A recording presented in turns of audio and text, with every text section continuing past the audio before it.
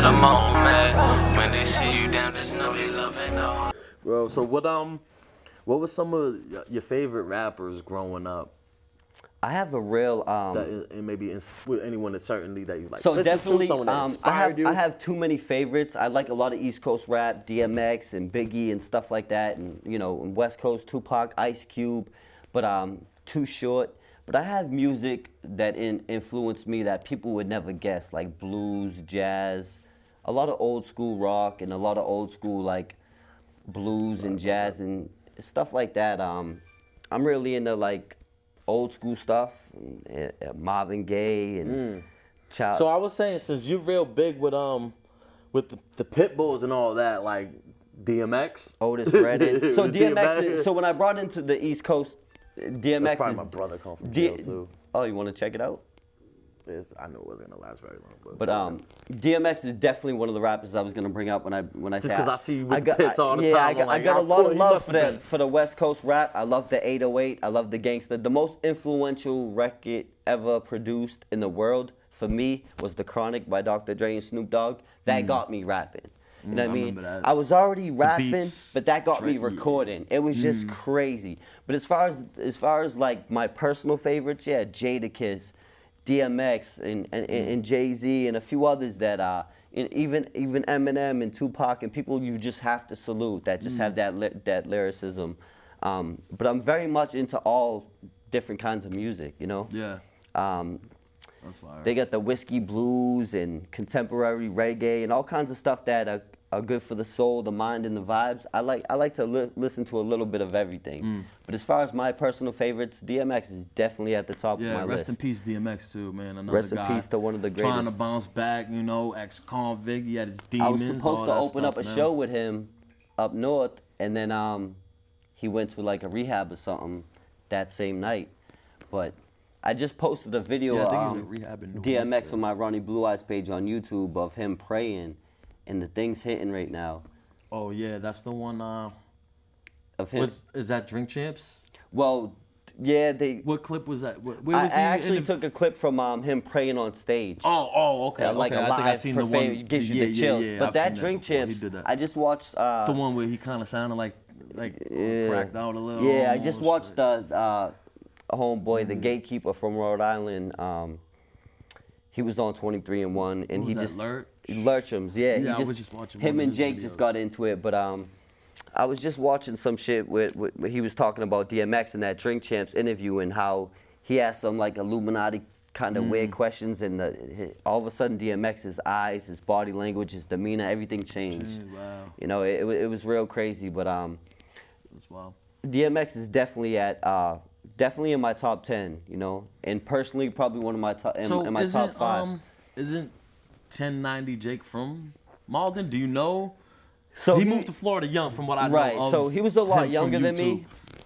So you know his family, all that stuff. Yeah, he was born in Malden. Not that you have to put his family out. Yeah, whatever. He's born in Malden, but he got family in Malden, Method, Revere, Southie, and Dorchester. This is shit. That's massive. I mean, these cities This is are so shit small he shared. I'm just saying, But so what happened? He was born in Malden. He moved to Florida, became a blood out in Florida, and the prison systems out there, whatever.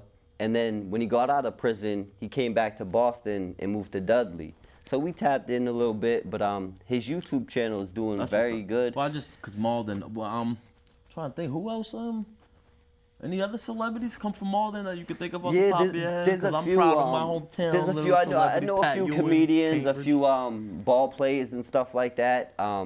Everett got a lot too as far as sports. Yeah. A lot of people are being recruited right now for Everett has college football, program, college basketball, crazy. Everett's killing it right now. But I got a lot of family in Somerville, Charlestown, Everett, Malden, that little circle right there. And but off the top of the head, so tell me a little bit more about Malden, Mass. I lived in Malden for a little bit. I think so it was right by Malden Center, and then there was that school there.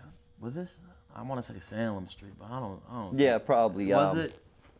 Yeah, maybe it was Salem Street. Malden's crazy. Like So how is it divided? So like Cambridge, we got East Cambridge, we got the Port Coast, North and West. So Malden is divided. Is it like an East side, West side, or is it just like the Newland Street? It's neighborhood. So you got you got a bunch of neighborhoods, and then you have a few that are predominant, so the other ones will just be absorbed into them.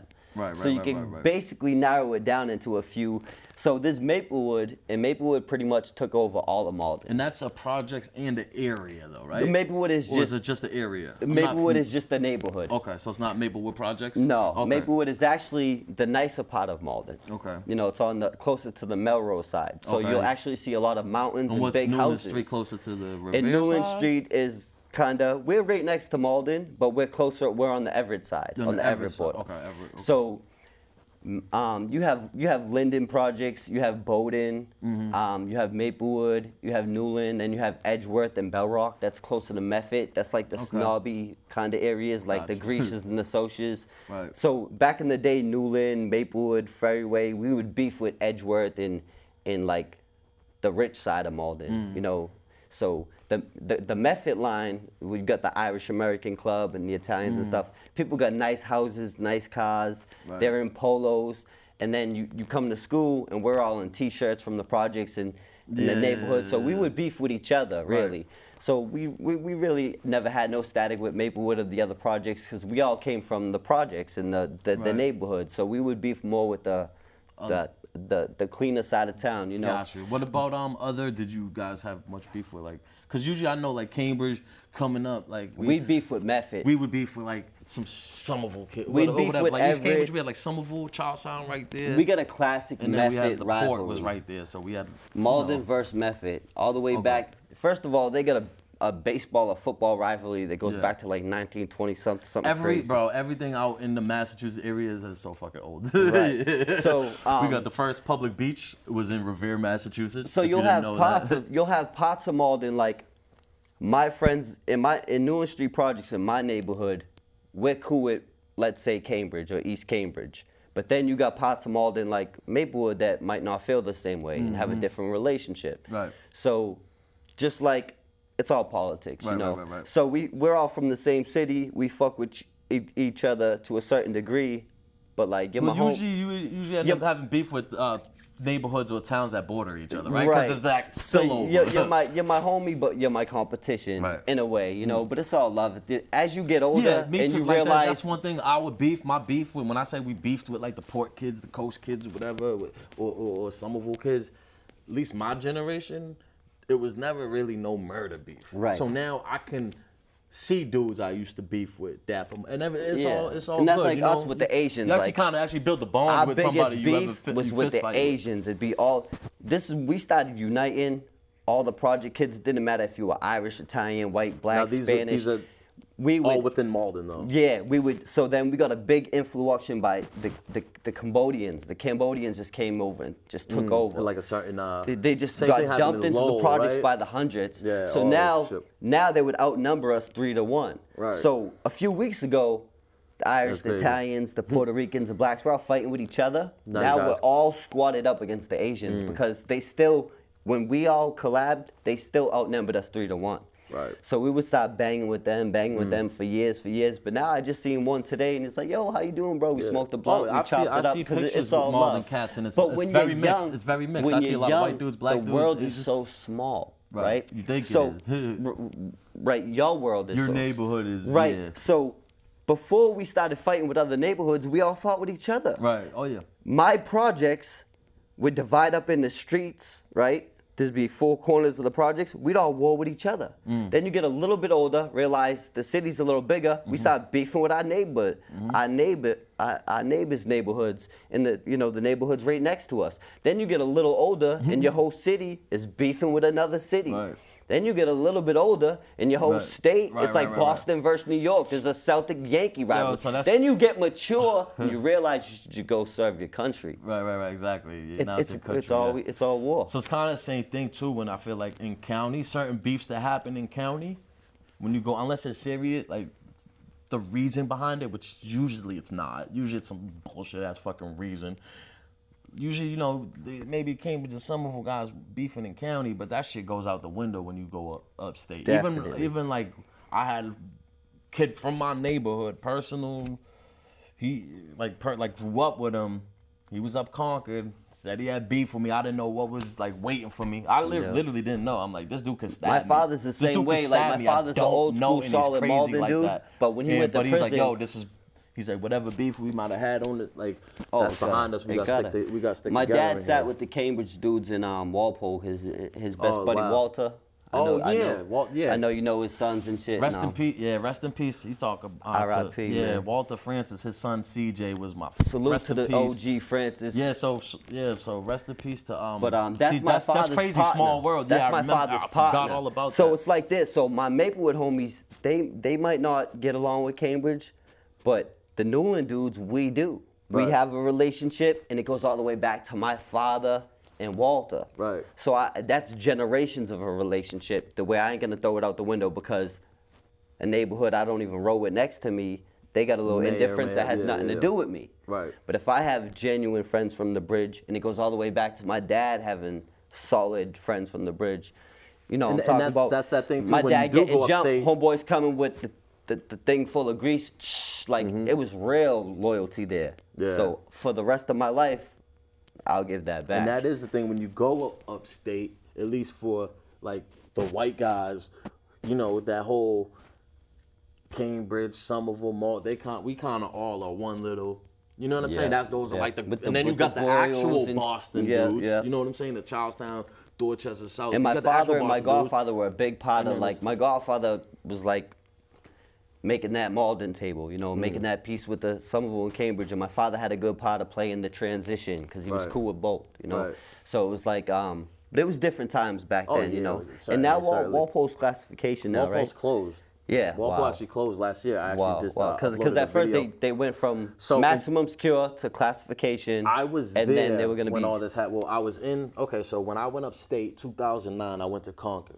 Concord was classification. You go to Concord for about 90 days, 6 months. They look at they got a point system, and by your points, you are either going to the max, minimum, or medium. But even the mediums are like, so Walpole and Shirley were considered like super max, level 6s.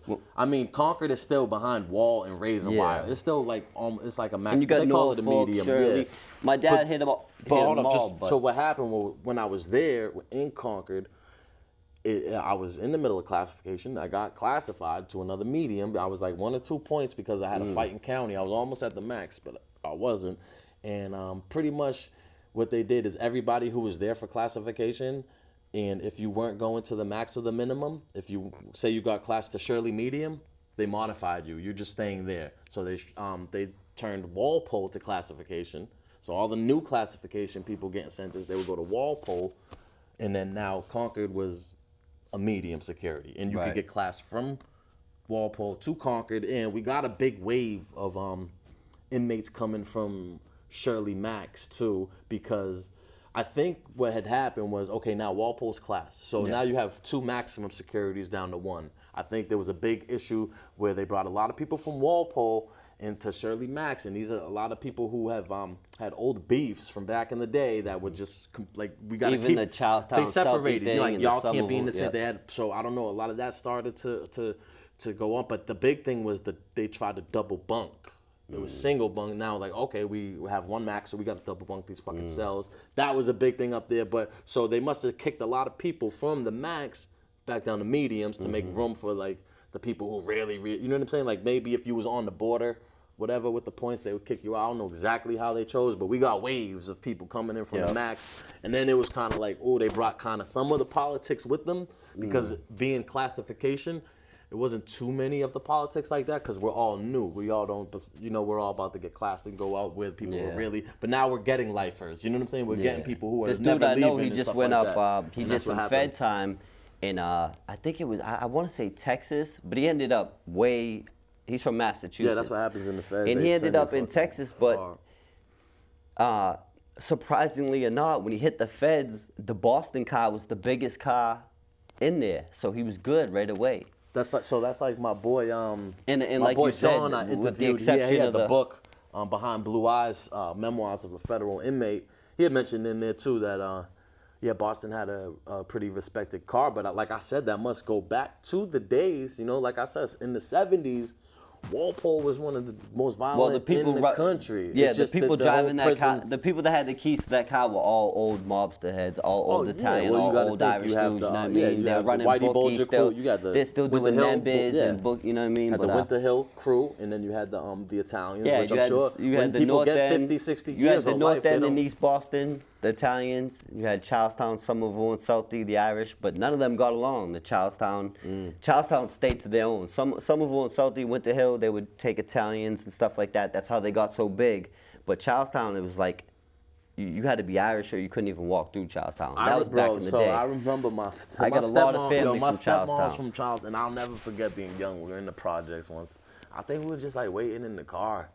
Some shit was parked or something, man, and these little fucking kids would like throw rocks at the car, bro, from like behind rock pot, like little kids. All my cousins live in Charlestown. I got the McLaughlins, the O'Reillys. And for people that don't know, Charlestown, predominantly Irish. And that's what the movie The Town, Ben Affleck, The Town, Charlestown is based on that area where they had a lot of Brinks robberies, a lot of the armored car trucks. Came out of I remember being young, man, and I grew up in the projects. Like I said, there was white, black, Dominican, Cape Verde, a melting pot. Yeah, we all poured together. We all poured. It wasn't about cash. It was about it wasn't about color. It was about class. Socioeconomics. Yeah, man, we're all poor. The color thing don't come into play until you get older. I feel like we're all eating our cereal with water. What's the difference of the color? But it's crazy, bro, because like you were saying, you were talking about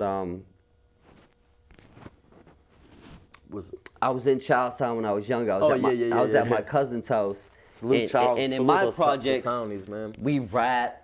You might, you might wear the urban. You might wear your hat backwards, whatever, blah, blah, blah.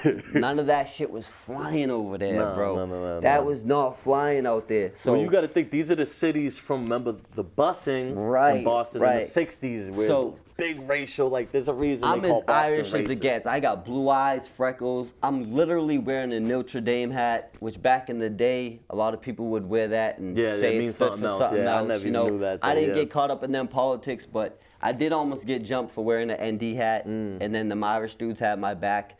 But where I made a mistake was I took a stolen dirt bike from Newland Street Projects in Malden to Charlestown, and I met my cousins at the park, and we were whipping it around. So we're whipping the dirt bike around the park, and when you're on a bike and you're going fast and you have a hat on, the best thing is to do is put your hat backwards. Right. So the wind don't blow your shit off, right?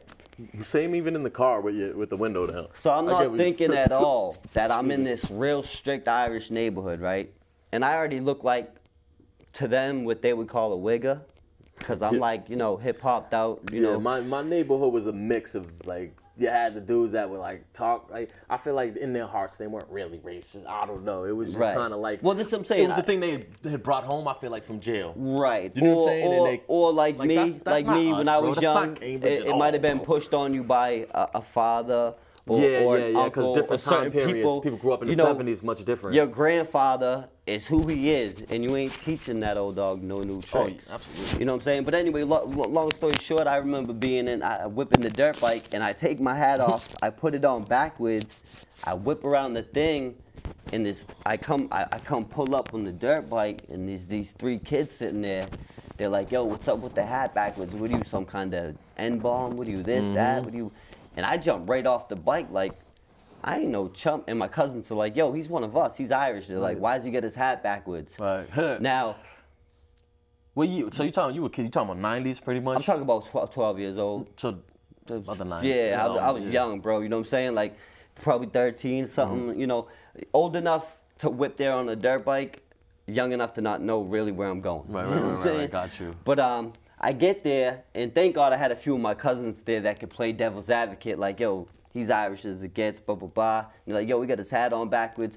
And instead of just saying, like, oh, I had to put my hat on backwards so I could ride the bike, I'm like, yo, I am who I am. Like, yeah, I don't have to explain myself. And in my projects, anyway. If I threw my hat on backwards and I wear it like that, I'm going to stand on that. Yeah. See, the backwards, in my neighborhood, it wasn't too bad. It was when you had the backwards and cocked it a little bit. So it's like, but whatever, no harm, no foul. So if I feel like rocking my hat backwards, I'm going to rock my hat backwards. But it was funny that it was a genuine turn for the bike whip.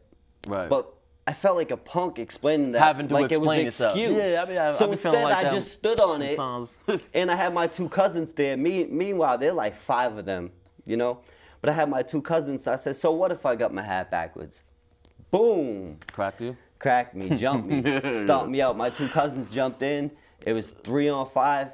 They gave us a good beating, but it was like a life lesson. No matter what my intention was, whether I was racist, whether I was not racist, whether I was trying to be black or not trying to be black, they didn't give it a minute, and I wasn't trying to explain. It just went down. But that's how it was in the 90s in Charlestown. Yeah, oh yeah, definitely. There's definitely I mean, let's not fucking beat around the bush. There's a reason why Boston is considered, you know, racist. You know, it's not as bad nowadays, or it's not as blatant. I don't see it as much nowadays. It's definitely changed. You know what I mean? It's definitely but like, changed. Yeah, if you go back to the 60s and parts of 70s, where Massachusetts literally that are predominantly minority and this and that. But back in the day during the busing and the Southie, and it was going down. And we are known for being one of the most, you know, mobbed up states, and one of the most, you know, racist at a certain time period. Yeah, with all the busing a lot of the, going on. I think it was big in basketball. A lot of the basketball players have, you know, even like with the Celtics having like white dudes like Bird and McHale. You know what I'm saying? Like, that just made it even worse. That name, that just made it worse. Like, we would have took Magic too, but the Lakers took over. You know, I don't know. Even the team I don't know if that's mascot true, but is still. like a leprechaun with clovers and shamrocks all over. So I get it, but it's a part of our, you know, our root. So, can we talk about the Shamrock too? Because isn't that a whole thing in the feds, right? The Shamrocks is really associated with the ABs, AB. but if you got like a Boston number, you more get it like, you don't have to like, you know what I mean? You get like a pass almost. Well, this where is like, the thing. You shouldn't be tatting. I've talked to an AB, and they're like, we don't care if their name is McFluffin. Yeah, right. It's coming off. Right. We're the only people that wear that. Right. You know what I mean? But they're also in this position of power because they're practical and intelligent men. And they know at one point, if not now, at one point, Boston and Massachusetts was home to the biggest population of poor white people in the world, you know? So with your Charlestowns, and the Charlestown is all projects. Yeah, if they don't know, Charlestown is all projects. And Somerville and South Boston, this is big, home to the country's biggest population of poor white people. So I think that took a big part in the whole outcome of the situation, you know what I mean? Facts, word. So, all right, well, I got you on here, man. Scandalous, man. S-Squad. Scandalous Productions, Scandalous Entertainment. I love the name, you know what I'm saying? How'd you come up with it? When did you start using that? Damn, we were young bucks, man, and basically we were a little crew, little Scandalous Squad. We was like a rap group, if you will. And I took Scandalous Squad and I turned it into Scandalous Entertainment. Right. I'm trying to turn it into a legitimate company now. We're doing the music, we're doing the entertainment, we're doing the broadcasting, the podcasting. So now Scandalous Entertainment, Scandalous Productions. Yes. That's the new wave, that's the new vibe. Scandalous Squad, that's just the team. We're the soldiers, we're the squadron, putting in the work.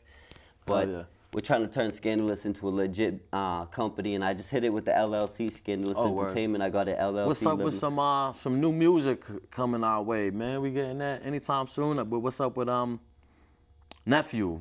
So yeah, I got some wavy, man. I got some new music. It is a young man's sport too, but you know, I'll still always write a little, do a little bit of rapping, because like I said, that's a way to journal. I definitely got some new music coming out because I feel like it's therapeutic for me to go to the gym, to rap. That's my therapy. That's my outlet. But it is a young man's game, like you said. The first word in hip hop is hip, and you gotta be young to be hip. You know what I'm saying? Right. So I ain't really that hip no more, and I ain't hopping like I used to. So I'm gonna take the Suge Knight, you know, the back road. put my nephew on like Tupac, you know what I mean? No, and, I love his shit, I'm gonna bro. take more behind the scenes, but Scandalous Squad is still running. It's more prevalent than ever. And Scandalous Entertainment, we're coming to take over by storm. We got nephew Keto Wavy coming, and I'm gonna fall back. I'm still gonna partake in music, cause like I said, it's a form of therapy for me. Right. But I'm gonna fall back a little, play behind the scenes, and put some of the young bucks on, and get, Benny that's Franks, what it's about too. Keto Wavy, and I want to see us all eat. It's a team thing. Hell yeah, all the people we know, connections we know. It's good to kind of give these younger kids maybe connections we may not have had. Our connections now, but maybe we don't, use them as much, or we don't need them as much. But like that music stuff, man, I'll always, I don't know, I'll always be. I just see myself being like 60, listening to all sorts of music, but rap is one of them. Like, yeah, and if it's good for the soul, it's good for you, man. So if Absolutely. you like it, do it. Absolutely. Whether you're just listening to music or you're making music, it's always gonna be a part of my life. All right, now tell me what you're doing, YouTube Streets. All right. Tell me what all that's about. The new man. podcast, YouTube Streets podcast. It's actually doing pretty well. We kind of there's a big prison genre on YouTube right now. Mm-hmm. And there's like a podcast, social news media genre kind of going on. Mm-hmm. So we're trying to take the two, blend them, and add some music. So we want to interview local rappers, big rappers, underground artists as well. But we're also interviewing prison YouTubers. Right. We're also interviewing DJs. We're having podcasts. Question open panels where anyone could come up and spit their narrative or spit a freestyle. So it's more of an open panel, and we're growing, and it's becoming very successful. I saw you have you got quite a lot of people that come on there too. Who are some of the people? What are they doing that you do things with on the YouTube Streets podcast? So, how you guys have those big discussions? So we do like a clubhouse panel thing. Yeah. So we do like a panel. It started with me. New Age Plug and Breadwinner Ruga. Now it's AZ Ruction, New Age Plug and I. We're doing it, but we have some huge guests on. And that's the beautiful thing about the internet. Where are these people from? Right? This is not just people, so we co-host from 3 different states. So I'm from Boston. I'm in Boston. Then my buddy AZ Ruction, he's in Arizona, and then my boy New Age Plug, he's in Florida. So then we got people from West Virginia, Alabama, California, Vegas. Oh yeah, my boy Vegas Profile Stories. He's doing major things. His HA videos. My boy I really Gangish, like yep, Big Weavy. So it's networking, and it's all people out of state. So That's the YouTube fire. Streets podcast is crazy. If you want to see a Boston dude chop it up with a hillbilly, or a Californian dude chop it up with a New York dude, we're just blending it, man, and it's becoming very successful. We get a lot of people. We got mentioned by No Jumper 3 times. Oh, for real? I got a shout out. Yeah, it's getting crazy. It's going up, man. And then Jay Williams just snatched AZ Ruction for his own podcast, but he's still doing the YouTube Streets with us. So do you have? Is there a certain time every week people can catch you on YouTube Streets? We go once a week, but we have been switching Jumping it around up. with the time? Yeah, we usually do Friday and Saturday, and then we'll go live on Tuesday. But I always keep people updated on my posts on YouTube. Just check out Ronnie Blue Eyes on YouTube. I also have the YouTube Streets podcast channel, but we try to go live at least once a week. That's fire. We're going to continue to do so. And then hopefully we can do more episodes with the bounce back. And bro. I would love to come on too, and I would love to so I'm pretty much starting my thing here like locally, right? In person, people I personally know, done time with, may not have done time with, just know of them, bringing them to share their stories. But yeah, eventually, man, definitely want to start reaching out with people from all over the country. But I spoke to New Age Plug. I really want to build this foundation here at home and help people and highlight people that I know and I first. love that. You know what I'm saying? Because with me being on the YouTube Streets podcast, working with all these people from different states, it makes me want to show them more of our state. Right. So I want to put Massachusetts on. We got our own little culture here for such a small state. Yeah, Boston's a small city compared to other cities. They love the in vibes. country. They love the accents. They love the movies and all the stuff that comes out of with the casino and the the mob and they're enticed and infatuated and intrigued by the whole thing. So I like to bring more Massachusetts content. I'm going to go around Boston shooting some clips. But the YouTube Streets podcast, I definitely see it going somewhere. We have a lot of huge people that have been watching, tapping in, commenting, and it's going up. So I spoke to New Age Plug yesterday. We're going to get you on there ASAP. That's fire. Yeah, I appreciate And the next that. episode will be CMB Luke. Yeah. On the YouTube Streets. Yeah, hell yeah, I appreciate that. How did this all start, man? Like, I know you had the YouTube channels with the music and all that shit. Man, so, because it's funny, me and you always, even when we first met, we always kind of been doing the same thing separately. Kind of on the you know same, what I'm saying? Yeah, definitely. So the YouTube Streets is crazy. There's a huge prison genre channel, 23 and 1 Lockdown. Yeah, I got a few friends like that did dude. that. He's from Virginia, right? Yeah, West Virginia. He does a lot of the 60 Shout out to Deaths, 23 and 1. 60 days in reaction. Yeah, he does a lot of those. I like his stuff, That's more man. of his new stuff. Yeah. But he used to interview people. Yep. But after interviewing that. 1090 and Pino and Milk and then all them people he kind of stopped doing that because he put a lot of people on. A lot of people in the prison genre, they got put on by 23 and by 1. 23 and 1, and then they end up at No Jumper. They do great things, and then they end up not appreciating him or bad-mouthing him, and then he regrets it. That's why he's doing less interviews now and more reactions. Yeah. Which sucks for the next man, but it was a life lesson he had to learn because of certain people, you know. But the YouTube Streets, man, we're going up. We had Milk 7-4 on. Me and him got into it. Yeah, I saw that. It was funny. We got Poetic Flacco from No Jumper coming on next week. Oh, for real? Yeah. That's fire. And then Pino is maybe gonna come on, but you know, because of that whole situation with him and 1090 and all that paperwork. Isn't there a whole video with him? Another co-host of mine wasn't comfortable with having him on the podcast because of his history, which I could completely relate. You know, I was kind of just. I mean, you don't want to shine light and highlight the wrong people too. You know, this is trying to highlight even good. when we do have people from the prison genre on, them and us highlight the fact that we are not glorifying this. Right. This is not what you want to do. Right. This is about people being able to tell you, this is the ugly, terrible things I went through. Right. So if that's and what even you want, sometimes when people tell stories and it seems glorifying or laughing about it and fun, like sometimes like in there, make the best of a bad situation. and so we're that's good. their There's world. gonna They're just sometimes it's like, living in man, it. that was fun, but it wasn't like prison wasn't like that. 15 minutes was fun. You know what I'm saying? Right, or that right. night was fun. right? No, I But, completely like, understand. You got to make the best of a bad situation, and as long as they're not glorifying it, like they might be on there giving you the good, the bad, the ugly, but that's what you need to know to deter you to stay away from that kind of which shit. should be the point. And right, which mostly is definitely. to try to open people's eyes and show them like this ain't what you want. You know what I mean? And if they hear it from dudes that they look up to or may have such a street rap or such a good name, and they're telling you like it's not for you. At the this beginning jail of shit's this for the interview, birds. me and you were talking about like we were almost groomed to be that. Right, Like, and not only were we groomed to be it, I accepted it. I wanted it, and I thought it was a rite of passage that I almost had to do to even be accepted.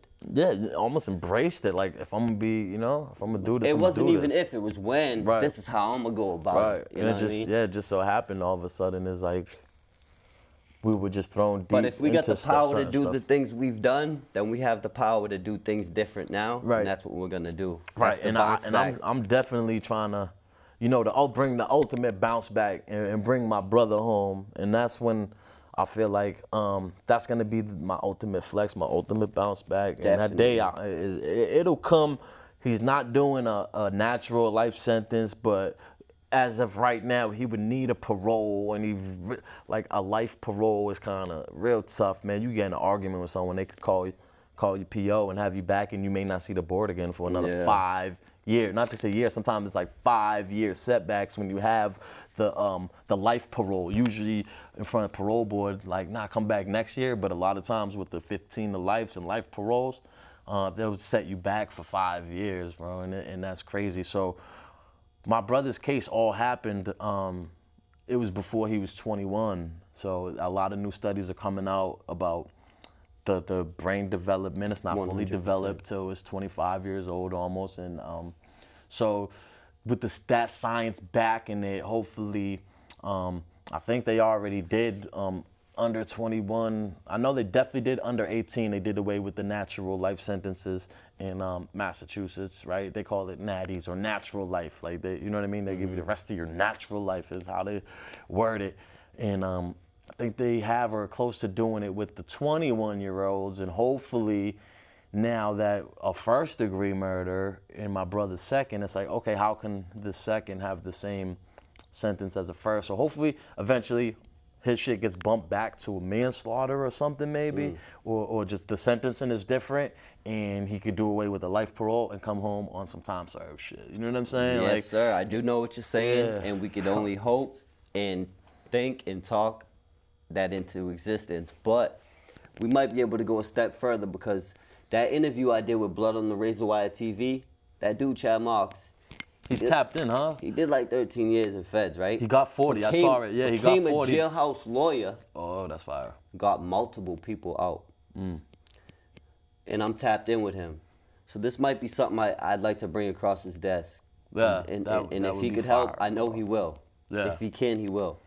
Yeah, that'd definitely be fire, man. So, and this is I'm gonna trying have to to get holler at him. involved too with local events and stuff like that. There's a program I saw, their Instagram, We Are Joint Venture, and a lot of times, and I don't know other states, in Massachusetts, I guess if like me and you, if you're with me and you know that I'm going to do something and that the result may lead into the death of the person, you're getting first degree just as much as I were. They call it joint venture or something like that. And I think their whole movement is to try to do away with that and try to bring home some brothers too that should be home by now. You know, people get these ultra long sentences, and people do their time, and they should come home after a while, especially if like on the whole joint venture thing where it's like they'll know like that person's not the trigger man or not the person that actually took the. So maybe there should be some sort of difference in sentencing, whatever. Anything to bring home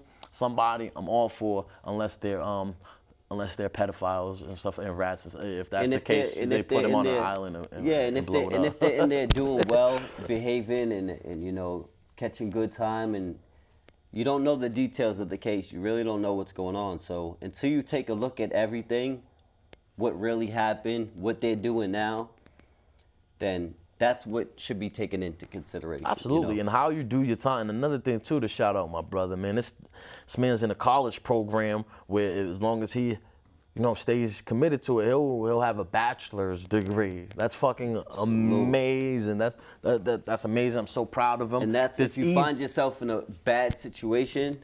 We were talking about making the most of it. Making the most. That's a perfect example. Make the most of it, but unfortunately, there's not a lot of stuff like that. Like you gotta, even to get in, maybe there's 20 to people. Get in, to qualify, to find it. Yeah, and 20 to have people out of 500-600 people, whatever. I know with Concord, half the building got closed down. Not the building, but other buildings in the vicinity because of asbestos. Anything you can do to better your mind and better your soul and better yourself. Absolutely, and that's why I'm big on the physical fitness, but being built for it, right? When I say #built for it TV, it's about being just mentally, emotionally, and physically ready for anything at all times. Because when you said physically, I said just as important mentally. That's a great point. Mentally being built for it too. Like it's not just being built for it. Like, oh, let's be tough and strong, and then someone calls me a bitch, and now I punch him out. Like, no, don't. That's a moment where you gotta be mentally prepared. Obviously, in jail, you can't ever, I'm sorry, you just can't ever let no one call you that. On the streets, it is what it is. I'm not risking my freedom, you know what I'm saying, for anything like that, especially where a lot of these people will call you that with not half the intention of what they mean. Yeah. It's like some people even saying it joking, like, hey, what up, bitch? And some people will come home with that mentality, like, you got to learn when to be, when you go to jail, you got to turn that switch on, and you got to become somebody you mean. And when you get used to But when you get out, something, it's the same thing too. Like in there, you have to adapt for survival. Now you out. Now you got to adapt to stay out. You're not in jail no more. You can't beat up everybody who looks at you the wrong way. You know what I'm saying? Yeah, and usually we're just on that course to stay focused to survive. But when you can get out of that box and actually thrive instead of just survive. That's when we're talking about two different things, Yeah, it's like, cause surviving's cool. I mean, you gotta survive to thrive. You can't thrive if you're not alive. You gotta survive first. But that's like, you know, from now, like my whole thing is always like, it is what it is. What's next to do? You know what I'm saying? My past is my past, right? I can't take back the fact that you know what I mean? Whatever, all these charges, attempted murder, assault with a dangerous, assault with a deadly, knife charge, all this crazy stuff. Like, I can't undo anything. As much as I wish I could undo certain things, even, you know what I mean? I can't. It is what it is, but what's next? What's like I said too, man, if you take a loss in life and you learn from it, then 2 L's, man, that's a W. Yeah. That's a win. If you can learn from a loss, then you're winning. That's a progress, because I don't really call them like losses. These are just tries. Yo, you're gonna win or learn. They're attempts. Win or learn. This is it. Win or learn. That's it. And it's all, you know, it's all got to do with your mindset. You know, Big time. Most of it. Your mentality and your mental health is just as important, if not more, than your physical. And it goes hand in hand. If you're taking care of the body and the mind, and the mind and the body, you know, but if you're having trouble with one, it's going to reflect the other. Oh, big time, yeah. Absolutely, absolutely. If you're having, like your body, say your body gets, you know, there's been times, man, where I wasn't working out. I got out of shape. I mean, I got up to like 240 pounds. My body was bigger. You know what I'm saying? I couldn't breathe as well. I wasn't working. You know, and it all affects the mental too. You know, looking at myself like I shouldn't look like that. Like, well, it's tough. You know once you get to a place, to stay at that place is even harder to get That's there. Like getting out of prison. It's easy to get out of prison. You got to date, but staying outside. The second you let go of training, your body is gonna go back to default. And what I mean by default is, if I'm naturally like skinny as a kid or the majority of my life, I could get big now, but unless I stay consistent, it'll go back to my default, which is this. So if you were like fat your whole life, you know, and you get into this incredible shape, if you don't stay consistent, your default is gonna be back to that unhealthy weight. Use it or lose it, right? With anything, like use it or lose it. Even sometimes when it comes to just certain like information that you may read or something, like if you're not applying that shit all the time. And it goes with good and bad. Even when I was younger, I'd carry a little knife. My dad said, use it or lose it. I said, what? Right. Unless you plan on stabbing somebody, throw that shit away. Don't even. Because guess what happened? You carry it, one day you're gonna get jumped and you're gonna use it, whether you want to or not, and you're gonna have to live with the consequences later. So make the choice now while I'm looking at you in your eye. Use it or lose it. Do you plan on really losing that and coming up with the consequences and living with that? Especially like. But it makes sense. Like you in the carry projects something and stuff long like enough, you know, well, it might not be on your mind. But if you shop. got that, you're like, all right, I could do this, or I ain't letting this happen. Like, you know, when you could maybe avoided it, now you're like maybe a little extra into getting involved. Yeah, well, that's what they say. If you at the barbershop long enough, you're gonna get a haircut. So if you carrying that long enough, eventually, you know. Yeah, use it or lose it. Big time, especially with the physical fitness part. You know what I mean?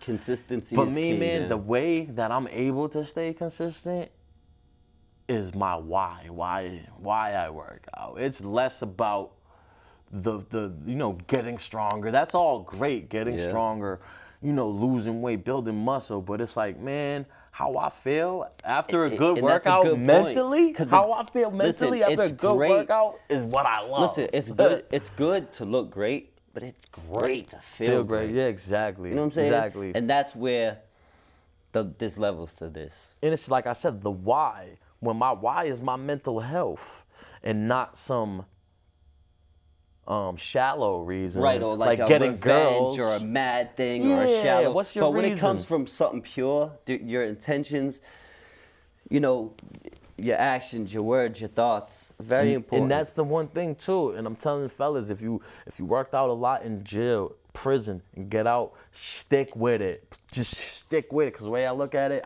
is when I stopped doing all that, is when I started to kind of backslide in life. I started Reset to do default. Bro, I started not only drinking, your body but your mind. Bro, I started drinking. I was mental doing health. cocaine. Even walking my dogs, going Crazy. to the gym for an hour a day is so crucial, so I mean, there's beneficial. science behind even just taking a half-hour walk every day, how beneficial it could Definitely. be. Just that, Everything bro. from the actual exercise to the socializing and absorbing the sun and just getting outdoors. Outside. Yeah, that's why I love working out outside. That's why I'm so excited for the spring to come out. Every As much once as in a I love while, that basement I hit work the out in. beach, take your shoes off, stand on the grass, go work outside, go swimming. Oh, hell yeah. Get in touch with Mother Nature, get grounded. I love that shit. Yeah, that's what when they brought the weights in Concord outside, man, it was like, wow. I'm like, this is amazing.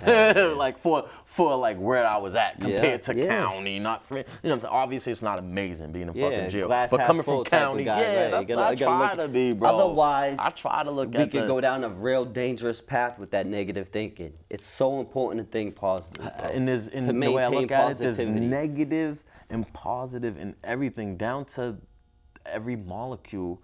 You know what I'm saying? It has a negative And it and affects positive you. If charge you start and thinking shit. negative and talking negative, it can literally have effect on your health and your outcome of your circumstances. Stress is number Definitely one killer. stress. If you keep I think I was listening to the Stephen A. Smith audiobook, and his he had a brother that eventually ended up passing away and stuff like that, but in a car crash. But his brother used to always tell him, man, if you keep thinking about, you know, if you keep thinking negative, that's all you're gonna get. You know what I mean? I tell our friend now, our mutual friend Keith all the time, but I said, yo, I had a friend like that. How? Like, bro, you gotta do it in honest advice. How? I know. Say it out loud.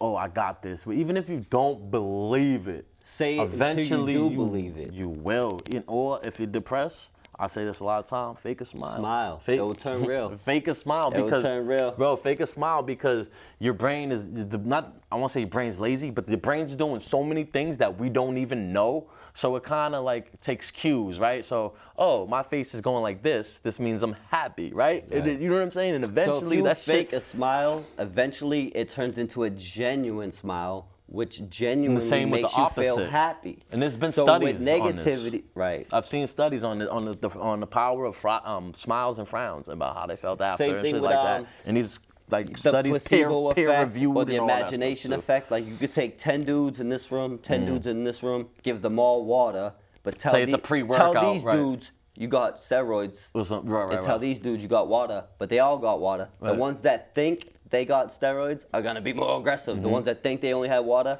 are gonna be a little timid or whatever. And your imagination and your thoughts are more powerful than you could ever imagine. Absolutely, and it's capable. The human body and the mind is capable of so many things that even the best science that we have can't replicate. Not at all. And we only use a certain percent of we only tap into it at certain times. Like say a loved one is trapped under a car. You never picked up that kind of weight like that. But all of a sudden, that pump of adrenaline is just gonna boom. There's things in our mind and remote viewing and stuff we can't necessarily know how to tap into, but is able to tap into. And some people more than others know how to do so. Meditation, I guess, is big. But meditation, yoga, working out, the outdoors is so crucial. Your breathing, your habits, your lifestyle, your diet. Yeah, diet's You think big. about why these people in China and India live to 120 and they're as skinny as me, but they're as healthy as could be. Right. It's their diet and their lifestyle. Yeah, big time, man. And I gotta switch to start thinking like if you can't grow it, kill it, or you know what I'm saying? Is it really food? Like is a Swiss roll? Right. Swiss rolls don't grow in fucking nature. Like you should be eating that, right? That's processed. You know what I'm saying? Like if it don't, for sure. Yeah, that's how I gotta really kind of tighten up and it's crazy on that because part the of it, more bro. technology advanced our civilization gets, it's like the more I want to go back to the because the more roots. they're modifying I want to learn food. hunter and gathering and grow organic and eat healthy. Absolutely. I mean, ideally, bro, if I could, man, if I'm picturing my ideal situation, retiree type of deal, man, I'm gonna have me a farm. Yeah. Right, with some chickens and eggs. You know what I'm saying? So I got unlimited chicken Grow and eggs. all the fruits and vegetables you want. Gardens, bro. Gardens, some milk. I'm gonna have my cannabis. This is some garden. stuff we would say was corny back in the day. Right, bro. Now it's a dream. Listen, bro. I would love to just have property where I can ride dirt bikes, ATVs. You know what my shit is? Grow some weed. My retirement plan. Fruits, vegetables. Is making Bob's Nut Butters, Jellies, and Jams, bro, because I love me some peanut butter, almond butter, all that stuff, and I just make my own natural, you know what I'm saying? That would be like my ultimate, I like, just seen a small retiree company type on the of news plan, yesterday. bro. They were making these little, like, Italian, like, pastry things, and they just went from doing a few to blowing up overnight. Oh, yeah, definitely. It's crazy. Definitely. Yeah, absolutely, But man. the potential is out there. It's just you gotta imagine it, you gotta think it, you gotta speak it, you gotta achieve it, you gotta see it, you gotta want it, and you gotta go for it. But it's tough too, like being city kids, we weren't exposed to a lot of that. Like I've been seeing actually behind the projects in Cambridge, behind Roosevelt Towers, and there's like a junkyard and they got like a little garden. Like I see they're starting to do more public gardens type of stuff, which I think the only is gardening so fire, I seen in the projects was when you threw the weed seeds out your window and hope they grow. Right, hell yeah. You know what I'm saying? Yep, absolutely, man. Set up the booby traps for the... When's the next time they could catch, when's the next time YouTube Streets going live, man? So we're going live this week.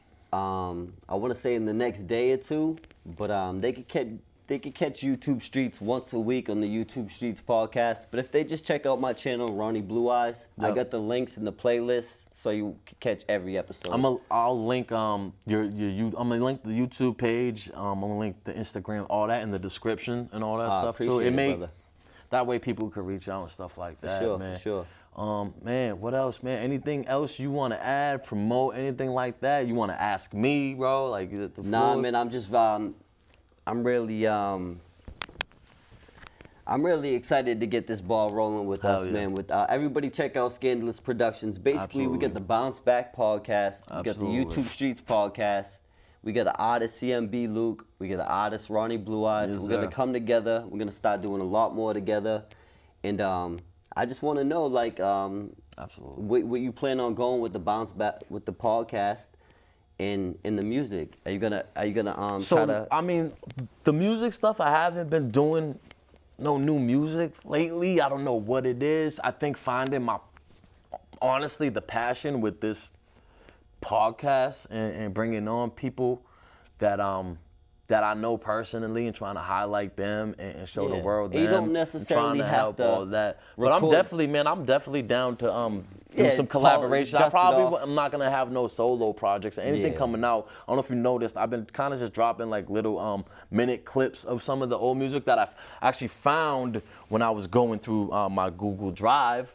As I tell you, get a Google Drive. When I was going through that for the podcast, I found some old stuff that I was like, wow, bro. And I just kind of cut it and made little clips. And I put them up on Facebook, on YouTube and all that stuff. And I mean, they've been getting some good feedback and stuff too. Because I think that's a good way to cross-promote. Now, you don't necessarily have to record new music, but even all my old stuff, bro. In the intro of your podcast, that's my song. Yeah, we done you bounced back and got incorporate them on that. Yeah, exactly. And that's what another thing too. My man DJ K Cuts. I don't know. He's changing his name a couple times because of probably some copyright stuff. My man Kev Diaz. His instrumentals instead of using instead of using instrumentals from people I don't know that may or may not have copyright issues and stuff like that, man, I would just love to just use people I know's music. I hit him up like before that. I came. So you know what I'm saying? He's told me to say what's up, and definitely that. I told him, I said, listen, I ain't jacking no more beats. I want to put out nothing but original beats from now on, because now that my page he's getting better too. Now that my page is starting to get a real buzz, I mean, you know how that mixtape shit works. You can just go jack a beat and write your own song, your own lyrics to it. But because you don't own that beat, YouTube sometimes gives you problems. I don't know how to go about fixing that. Yeah, but they won't let you monetize it. Just to completely avoid it, so I learned how to do the mixtape thing and remix and word it and post it the right way where there won't be a problem. I think I'm just gonna stick to the original beats, and I'm gonna be going through Diaz as well, man, because he got some hard shit. He's getting better too, and he's passionate about it, which I like to see. A few of his beats. Yeah, no, me too, man. But yeah, so like, man, finding like kind of the podcast and kind of like, I just want to keep bringing in people I know. We got we're trying out this new set right new here. Beautiful setup. Now we actually have 3 amazing cameras right here, but we got no one running them right now. So eventually we're gonna get a team. We're gonna have people on the cameras. We got one on you, one on. So if you're watching this and say you're a student just trying to perfect your craft, you go to That's funny you said that. My boy Dom had talked about reaching out to Berkeley and shit like that, or whatever. MIT, or even if you're just an underground artist and you're looking to get your stuff up, hit us up. There might be room here for you at Scandalous Production. We're looking for a little team, so keep that in mind. Anybody and don't who just be shy. wants to get familiar working with this type of equipment. Hey, we learn as we go, so don't be shy. Hit us up. Hit up me or hit up my guy. Don't be shy. Yeah. So yeah, man, I'm just rocking out with the trying to get a few more guests in here, man, and then eventually, like I like doing the in-person thing. Yeah. Eventually, I want to start reaching out globally. I think this is where it's at. I think we get a nice local rapper, a local artist in here next, and then hopefully I can fly somebody down when they actually see we have a studio. Which way? The Middle East is right down the street, right? Yeah. So that's definitely a resource that we could tap definitely into artists coming into the Middle East, maybe come up in here and promote before maybe the show's not sold out, they come on. We could even go live here too, bro, which is fire, yo. We go live. Yeah, we go live. It'll be right on TV. But yeah, so I want to get the setup though where I could get the program for the video visits. And then have that, because you saw the episode my brother called up, I held the phone up to the mic, whatever. I mean, I'm not no professional podcaster, man. I'm out here just trying to make this work, learning as we go. But I want to get that so it's like equivalent to Zoom. Tap in with my brother once a month at least. And then also, man, I want to tap in. Like, it's cool to get people who are out here too, but I want to tap in with more people inside right now. Because they're the ones really going through it right now. And they're the ones that really need struggling. Our voice to echo their voice. Absolutely. So I'm with that. Guys, I appreciate you tuning in to this podcast. Man, you already know who I am. I'm Bobby. It's my boy Ronnie, man. Blue Eyes. Out. We off this, though. The bounce back. Thanks again, broski. Bounce back. You got 'em on.